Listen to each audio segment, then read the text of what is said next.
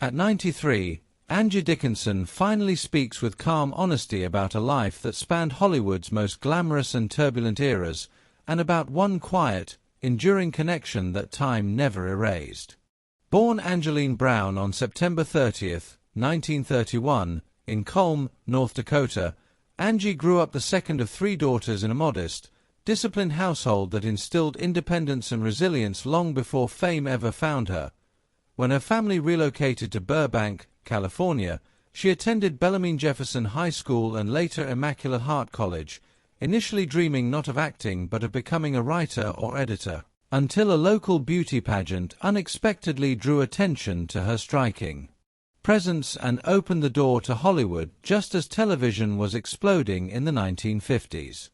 Her early career consisted of small television roles on shows like Death Valley Days, The Life and Legend of Wyatt Earp, and Gunsmoke, where casting directors quickly noticed her rare blend of toughness and charm, a quality that led to her breakout role in Howard Hawks's Rio Bravo in 1959 opposite John Wayne, Dean Martin, and Ricky Nelson, establishing her as a major star. Throughout the 1960s and 1970s, Dickinson built a formidable career alongside legends like Frank Sinatra in Ocean's 11, Lee Marvin in Point Blank, and Burt Reynolds in Sam Whiskey, refusing to be confined to ornamental roles and instead pursuing characters defined by intelligence and strength, a mission that culminated in her groundbreaking television series Policewoman, where as Sergeant Pepper Anderson she became one of the first female leads in a network police drama, earning a Golden Globe and multiple Emmy nominations while inspiring generations of women. Even as Hollywood changed, Dickinson evolved with it, delivering daring performances in films like Dressed to Kill and later bringing depth and grace to projects such as Even Cowgirls Get the Blues and Pay It Forward.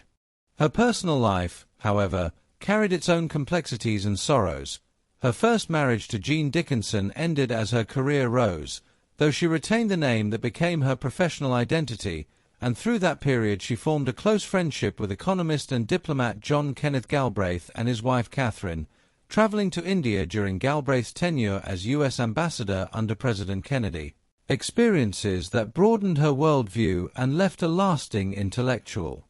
imprint. In 1965, Angie married composer Burt Bacharach, forming one of Hollywood's most admired couples, but their marriage was tested by demanding careers and, more profoundly, by the challenges faced by their daughter Nikki, born prematurely in 1966 and later diagnosed with autism. Angie devoted herself fiercely to Nikki's care, often reshaping her career around motherhood, and the devastating loss of Nikki to suicide in 2007 left a permanent mark on both parents, though Dickinson spoke of her daughter with enduring love and tenderness.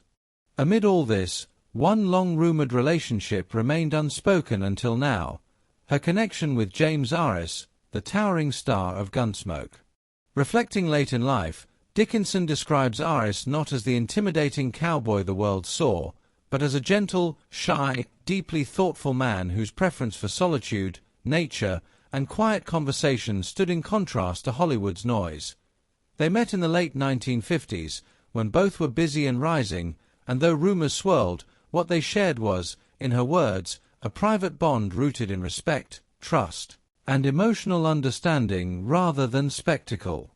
She remembers his integrity, his dry and unexpected humor, and the calm steadiness he brought into her life, noting that even years later his death in 2011 affected her more deeply than she anticipated. With the clarity that comes only with age, Dickinson reflects that not all meaningful connections need labels, that some people simply leave a lasting imprint, and for her, James Arness was one of those rare souls whose kindness and authenticity endured long after the spotlight faded.